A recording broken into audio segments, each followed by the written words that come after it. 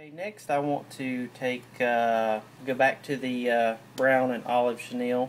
This time I'm probably going to take about a good 3 inches of this material, because this is actually going to be the bulk of the body going back. Pull off the fibers, and I like to tie this into the bottom.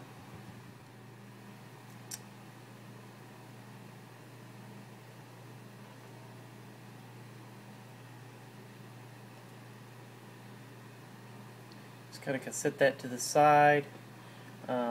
Next I'm going to take my hackle feather. Then I'm just going to pull back to where the soft hackles are. I'm just going to kind of pull those back till I get the I'm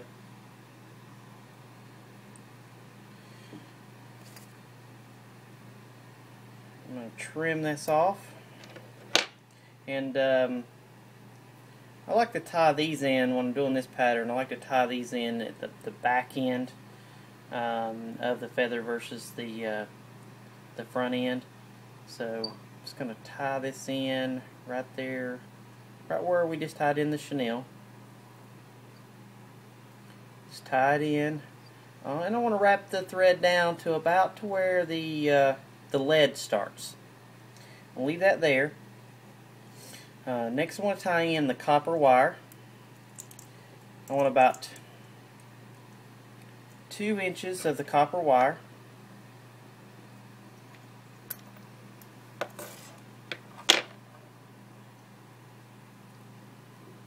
I'm going to tie the copper wire in right at where the lead starts to go back to the eye. I'm going to tie this in really tight, and I'm just going to go all the way back to the end of the lead. Go all the way back to where the eye is. And I typically like to pull the copper straight up. So when I rotate it, it's kind of I can kind of get around it.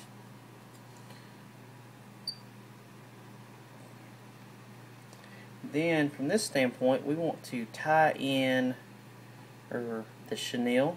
We're going to rotate this in. We're just going to start, and we're just going to wrap them in this nice segments. Just going to kind of rotate it all the way back to the end of the lead.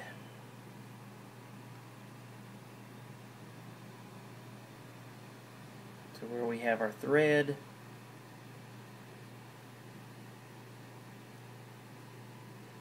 And we can tie the chenille off.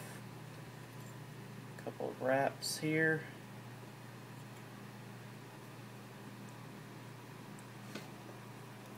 Trim off the excess.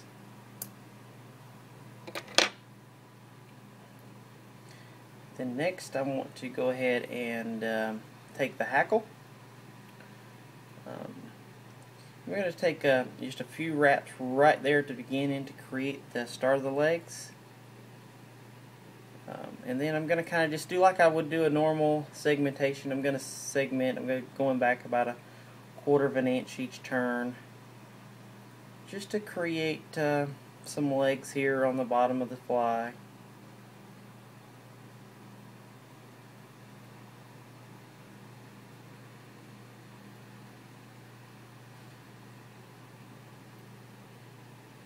Just going to take this back to the end of the chenille, tie it off.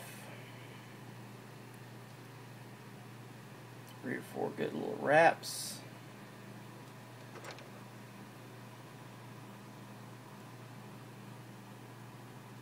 Trim off the tag end.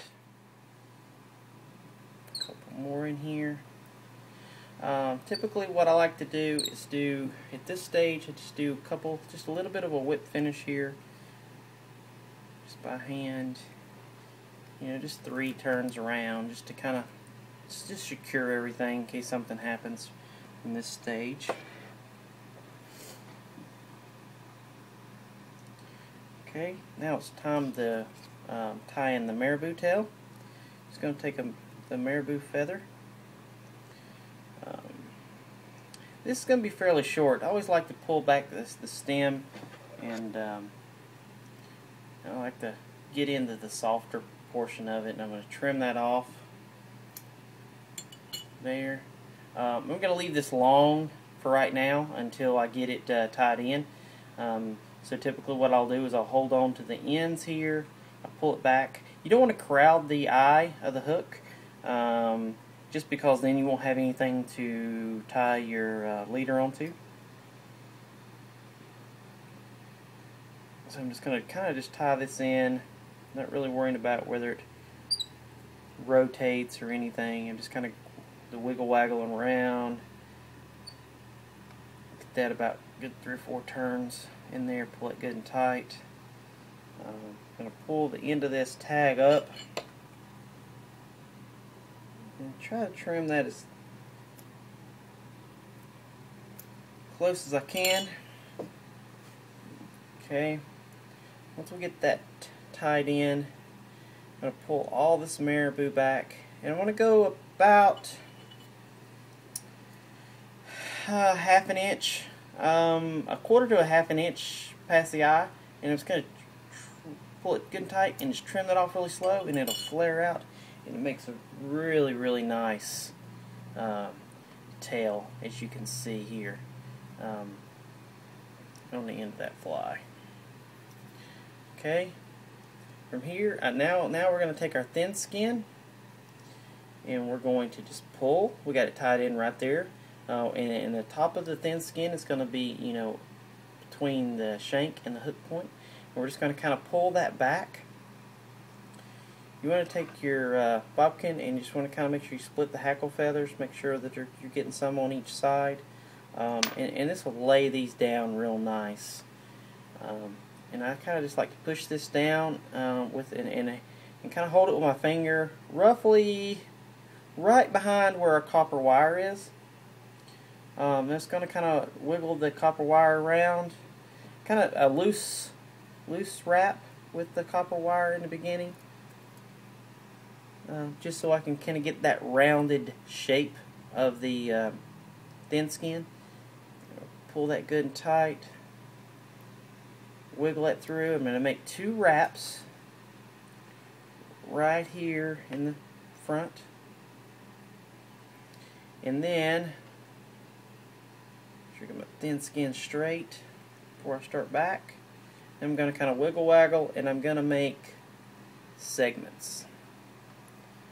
Segment this thing 3 or 4 segments. Just depends on how long your hook shank is, what you're using. The good thing about this copper wire is you can let go of it to reposition your fingers. You got time to get the hackle out of the way. That's going to help us hold this thin skin down.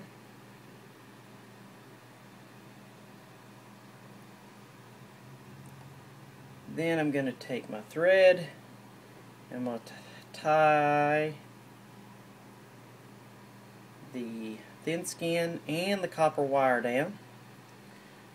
Once I make a couple wraps, I'm going to pull the thin skin back and make a couple wraps in behind the thin skin. Pull it up. I'm going to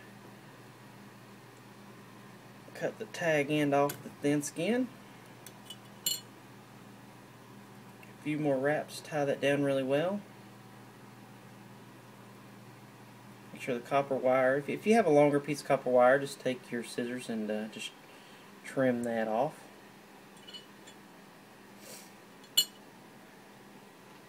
And that's pretty much it. That's the crawfish pattern. Kind of the bottom view. Pretty much all I'm going to do now is just do a whip finish on the tail.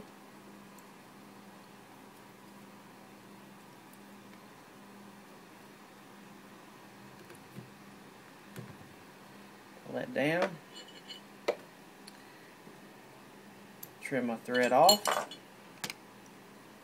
I'm going to take a little bit of head cement here. And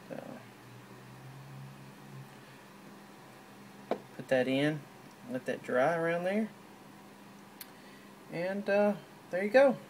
It's our crawfish pattern. Fairly easy fly to tie. Very effective. Looks very realistic, and it sits up very nice on the water.